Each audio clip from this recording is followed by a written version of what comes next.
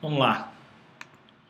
Bom, essa aula aqui eu estou divulgando e liberando-a para a internet por alguns motivos, né? Primeiro que eu tive um atraso grande aí no curso de Cloud Computing e Virtualização, além do curso de Hardware, devido a problemas pessoais quanto à minha saúde. Então mandei uma série de e-mails para o pessoal, pedi desculpas e tudo mais, não justifica o atraso, até devolvi o dinheiro de vários, e aí eu resolvi retomar hoje os cursos e estar apresentando aí para a galera a primeira aula do curso de Virtualização em Cloud Computing, ok? E essa aula vai ser liberada para a internet, via YouTube, vocês devem estar assistindo agora nesse momento, só que o restante das aulas, aí acho que a partir da terceira aula, porque estou a fim de liberar ainda a segunda para o pessoal para ver via YouTube, serão o seguinte: as aulas serão gravadas e disponibilizadas para download, tá? Na maioria das aulas, o link será enviado via e-mail, não dá para falar por 2 horas de formas ininterruptas devido ao cansaço, sono, a galera não absorve a informação, então qual é a minha ideia? É fazer pequenos spots como o Vivek do curso do Security Tube vem fazendo. O que eu tenho percebido é que quando você grava 2 horas, 3 horas ou 1 hora sequer de curso à distância, o pessoal não presta muita atenção, né? Então qual é a minha ideia? A minha ideia é gravar pequenos spots, pequenas aulas para que as pessoas possam assistir online, possam assistir fazendo o download do material e absorvam a informação que está sendo passada. Ao mesmo tempo, porque muita gente reclama disso, a gente vai ter o quê? Nós teremos aí o agendamento de uma aula ao vivo utilizando o sistema do Meetship, né, que é um sistema que você não precisa fazer o pré-cadastro e é muito mais barato que o sistema oferecido pelo pessoal da Trainaton e mais estável, tinha uma série de problemas. Essa aula que vai ser liberada para os alunos e possivelmente para o pessoal da internet, está agendada para o dia 25/10, na quinta-feira, das 8 horas até as 9 horas da noite. Para que vai servir essa aula online? Para o esclarecimento de dúvidas, para o pessoal colocar algumas perguntas e tudo mais que for pertinente ao curso de virtualização e de cloud computing, ok? Então vamos começar. O que é a virtualização no caso, gente?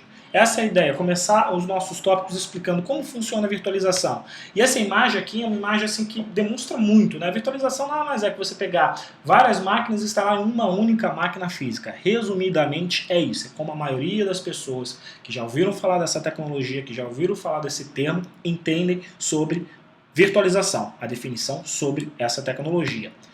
Na aula de hoje nós falaremos sobre o quê? Sobre 4 tópicos muito importantes. O que é a virtualização, os modelos mais praticados no mercado, os benefícios e a virtualização em servidores. Quer dizer o quê? Os tipos de virtualização utilizados em servidores que são ofertados pela maioria das empresas de tecnologia que temos no mercado. Sobre o que é virtualização. A virtualização nada mais é que a abstração do ambiente computacional físico utilizando os recursos virtuais em geral para criar um ambiente lógico simulado. Como assim? Você tem uma máquina física. Essa máquina física de fato está utilizando todo o seu poder computacional, toda a sua capacidade computacional, quero dizer, CPU, memória, HD e rede. Na maioria das vezes, se você for fazer um levantamento de todos os recursos utilizados, na média, se a gente estiver falando somente de CPU, 95% dela fica ociosa. Memória, menos, né? Uma quantidade menor de memória é ociosa aí na média dos servidores. Vamos botar 50%, 40%.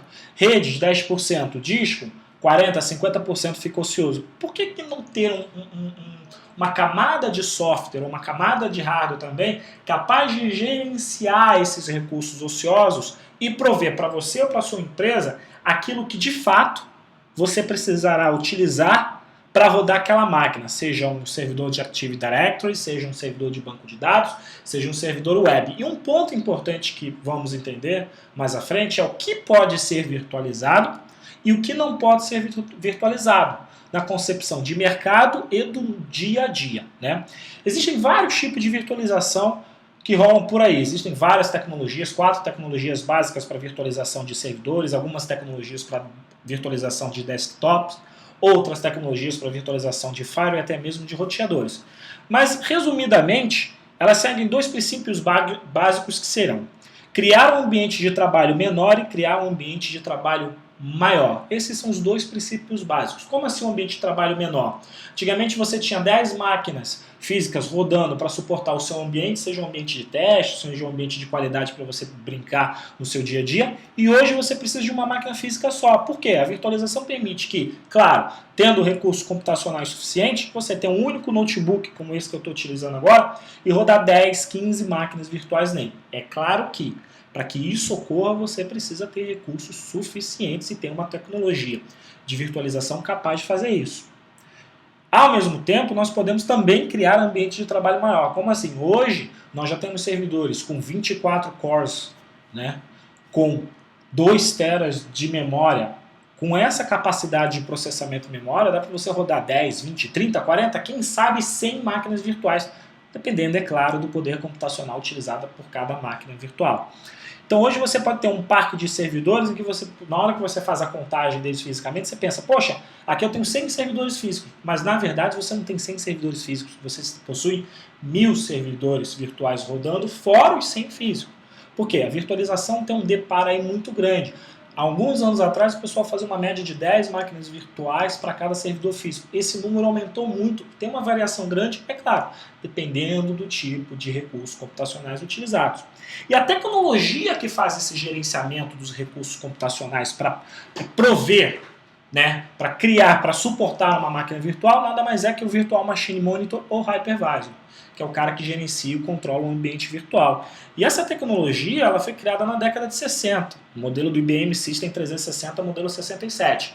E mais um pouco sobre essa história a respeito, você pode ver nessa URL aí que eu coloquei para vocês, migre-me barra essa determinação aí. Vocês podem ver toda a história da virtualização. O interessante é que a virtualização era uma coisa comum no mundo mainframe. E esse mundo mainframe migrou para a parte de plataforma x86, x8664, no início dos anos 2000, quando veio a VMware com GSX. Isso eu estou falando para grandes empresas, né? Eu lembro muito bem, trabalhava num grande data center no Rio de Janeiro e me veio um CD, 2 CDs na época com o VMware GSX, que você tinha que instalar no Windows 2000 Server. E com esse software era possível subir máquinas virtuais utilizando os recursos, já com um gerenciamento aceitável, já com a performance aceitável. Isso no início dos anos 2000. Hoje você já tem o sistema operacional da VMware, o sistema operacional da Zen Server, do Citrix, dedicados para virtualização. Não mais tendo um sistema base para você instalar uma camada. Hoje você já tem uma coisa já dedicada direta para virtualização. Por quê? O mercado foi evoluindo. E o interessante sobre esse mercado é que hoje vocês veem essa foto, como eu falei anteriormente, ambiente de trabalho menor e maior. Você hoje pega um servidor, você pega o hardware e instala a solução de virtualização. Quando a gente está falando de servidor, é assim que funciona. Você baixa lá a ISO do Hypervisor e faz a instalação desse carinha. Quando a gente fala de desktops, a gente fala de virtualização para os nossos desktops, a gente pega a solução do VirtualBox da Oracle, ou pega a solução do VMware Fusion para os Macs, ou do VMware Workstation para os desktops que rodam Windows. E com essa tecnologia, que no caso entra aí o gerenciamento da máquina, o Hypervisor, ele é capaz de gerenciar os recursos computacionais do seu servidor, da sua máquina, do seu desktop, e está provendo a virtualização, está criando máquinas virtuais. O ponto é, quanto mais máquinas virtuais vocês estiverem utilizando, mais recursos computacionais em paralelo vocês estarão solicitando ao mesmo tempo. No caso, é paralelo, é ao mesmo tempo. Então, assim, no desktop a gente já tem que pensar o seguinte, se eu tenho 4 máquinas virtuais rodando, de cara eu tenho 4 leituras simultâneas rodando. Na verdade, 5, né? Fora a leitura da tua própria máquina. Eu tenho 5 leituras simultâneas, 5 gravações simultâneas. Poxa, se for um HD, um HD normal, seja SATA, SATA 2, SATA 3, cara, já fica pesado. Aí a utilização de HDs com tecnologia SSD, né? No caso, memória RAM para HD, quem muda é SSD, disco sólido. Por quê? Em vez de ter uma leitura de 54 MB por segundo, eu vou para uma leitura, quem sabe, de 500 MB por segundo. Ao mesmo tempo, a gravação. Então, você melhora o poder de processamento, o poder de leitura de I/O da tua máquina, focando em disco. Ok? Para servidores, como que muda isso? Em vez de estar utilizando discos SSD, tudo no storage. O storage tem um balanceamento, o storage utiliza a parte de comunicação de Fiber Chain. Então, a arquitetura desse ambiente, seja o ambiente menor de trabalho ou o ambiente maior de trabalho, é importante. A arquitetura do quê? De quais recursos computacionais que esses caras terão para prover a solução de virtualização do seu ambiente. Então veja, não importa, desculpa, o tamanho do teu ambiente, seja pequeno ou seja grande, para prover virtualização. O que importa são o quê? Os recursos computacionais que você vai utilizar. Quanto mais memória, quanto mais processador, quanto mais espaço em disco, quanto mais rede forem mais rápidos, mais máquinas virtuais você estará podendo criar nesses ambientes, seja grande ou pequeno. E os modelos mais praticados no mercado, né, para virtualização são quais modelos? A virtualização de servidores e a virtualização hoje de recursos de redes. Antigamente eu vinha falando da virtualização também de espaço em disco, mas esses são os modelos principais. Mas o interessante da virtualização nesses dois casos é que quando a gente especifica a virtualização de servidores, a gente tem que ter ideia que temos 4 pilares básicos para ter a virtualização. E esses 4 pilares também são importantes quando a gente for falar de cloud computing, né? Que pilares são esses? Aquilo que a gente já falou anteriormente. CPU, memória, disco e rede. Esses são os 4 pilares. Quanto mais você tiver, tanto em performance quanto quantidade, mais rápido, melhor será o ambiente. Porém, o custo de licenciamento também pode ficar mais caro. E esse é um dos maiores problemas quando a gente monta a virtualização utilizando tecnologia VMware. A VMware é bem conhecida que vende uma solução de virtualização estável, muito bem utilizada pelas grandes empresas, porém ela vai se tornando cara de acordo com o licenciamento de seus produtos para cada tipo de servidor. Quanto mais CPU você tiver, quanto mais memória você tiver, no caso mais CPU, a licença, o seu ambiente se torna mais caro e você tem que fazer uma análise de custo-benefício. Devido a esses custos elevados, muitas empresas partem para a solução freeware ou até mesmo, entre aspas, open source, utilizando o quê? Se a gente for pensar em solução freeware, a gente pensa no VMware SXI, mas ele tem alguns limitadores. Solução, vamos lá, entre aspas, open source, nós utilizamos a solução ZenServer. Se não me engano, ela não é mais open source, até uma discussão que tem que fazer, porque se não me engano a Citrix comprou e acho que não é mais considerada open source. Mas, voltando ao foco, o ZenServer é uma das soluções de virtualização mais utilizada no mercado aí. Por quê? Como assim é mais utilizado? Se você for dar uma olhada nas soluções da Amazon ou de outras grandes empresas, vocês poderão ver que a tecnologia de virtualização utilizada por eles é provida por tecnologia Zen. Hyper-V da Microsoft e o KVM, que é muito utilizado pela Red Hat, também são tecnologias aí bem implementadas para virtualização de servidores, a gente vai ver isso mais à frente. Até mesmo vou estar discutindo aí a parte de open source para ZenServer ou não, porque é uma dúvida crescente. Até outro dia desses estávamos discutindo isso em um artigo de um conhecido aqui no trabalho. Parte de virtualização de redes. Hoje nós temos equipamentos da Cisco, equipamentos da Juniper, por exemplo, roteadores em que você pode subdividi-los, você pode, na verdade, dividi-los, o termo correto seria esse, para que você tenha um roteador virtual para cada cliente, para cada ambiente. Então a virtualização não fica só na esfera servidores, a virtualização também fica na esfera de equipamentos de rede em outras áreas que a gente vai ver mais à frente, por exemplo, a virtualização de desktops. Os benefícios da virtualização. Gente, são vários. A gente pode ficar aqui durante horas listando esses benefícios e estar falando quanto a eles. Mas assim, resumidamente é o seguinte. Você vai estar diminuindo a quantidade de licenças utilizadas por servidor, né? Na verdade, hoje você teve até uma redução de licenças quando você está crescendo. Isso é um ponto a ser discutido agora que eu estou pensando, né? O interessante, sim, muita empresa fala de redução de licenças, mas o que eu tenho visto de fato, tá, é que o pessoal está gastando mais licença de software por causa da virtualização, porque a virtualização facilitou tanto o crescimento de ambientes que você clica com o botão direito quando você tem um gerenciamento VMware ou Hyper-V e a máquina está no ar. Acontece que, por exemplo, se você for pensar em licenciamento do Red Hat, por exemplo, se eu não me engano funciona da seguinte forma: para cada licença que eu tenho para um servidor físico virtualizado, eu posso ter 10 máquinas virtuais rodando naquele cara ali. Então, se eu não me engano, eram $4.500 ou R$4.500, algo desse tipo. E aí você, com essa licença, podia subir 10 máquinas virtuais utilizando o Red Hat. Então assim, cara, preciso de Red Hat, clico no botão direito e vou aumentando. Sai mais barato do que se você chegar e comprar uma licença dedicada para o servidor físico, né, que estava na casa de $1.400, é claro. Tudo depende do poder de processamento, capacidade computacional desses caras. Então assim, tem a economia de licença, esse é um estudo que tem que ser feito. Se você for falar de Red Hat, possivelmente sim. Mas se você for falar de outras tecnologias, Por exemplo, eu não acredito que você tenha benefícios, no caso, redução de custos, quando a gente está falando de licenciamento para soluções de monitoração como da Computer Associates, né? Porque ela cobra por processador físico. Então, assim, pode até sair mais caro.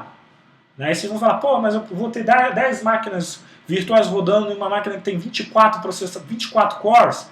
Então, pode sair mais caro do que você está pensando. É uma coisa que deve ser estudada antes de você afirmar isso. Por isso que tem que ser feito um planejamento anteriormente, que você antes, no caso de você estar virtualizando o seu ambiente, para saber se, de fato, você vai ter redução de valores de licença.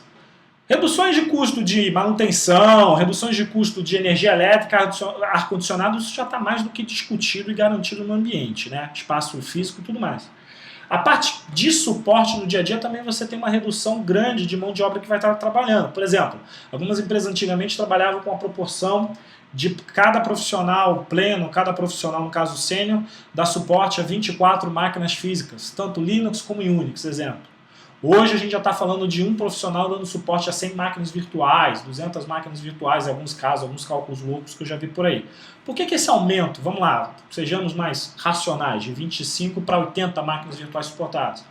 Porque a quantidade de problemas ocasionados e a capacidade de você fazer um fallback, restaurar uma máquina, é muito mais fácil, muito mais simples.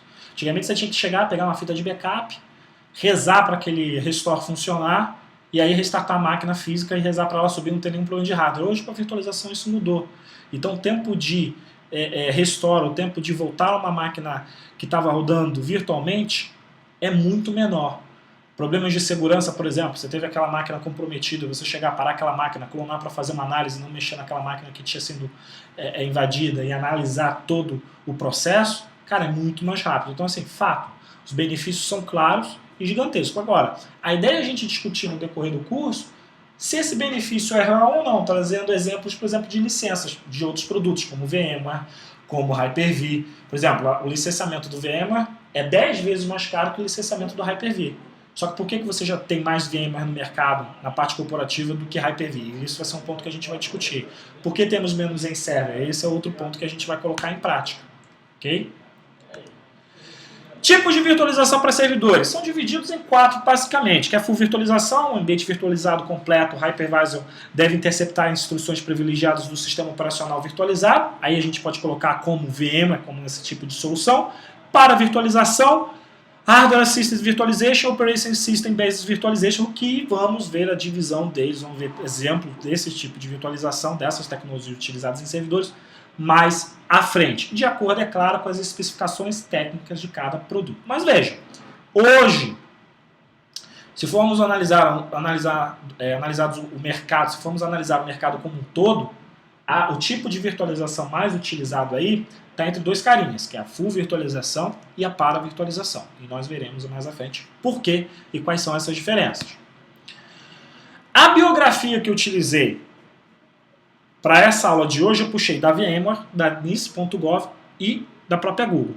Na próxima aula, nós falaremos sobre fabricantes e os tipos de virtualização que oferecem ao mercado, virtualização de desktops e montando um laboratório em casa. E por que eu botei esse sitezinho aqui? Porque é o seguinte, um dos problemas que eu tive para montar o laboratório para o curso de virtualização em Cloud Computing foi a criação de um ambiente virtual utilizando VMware ESX.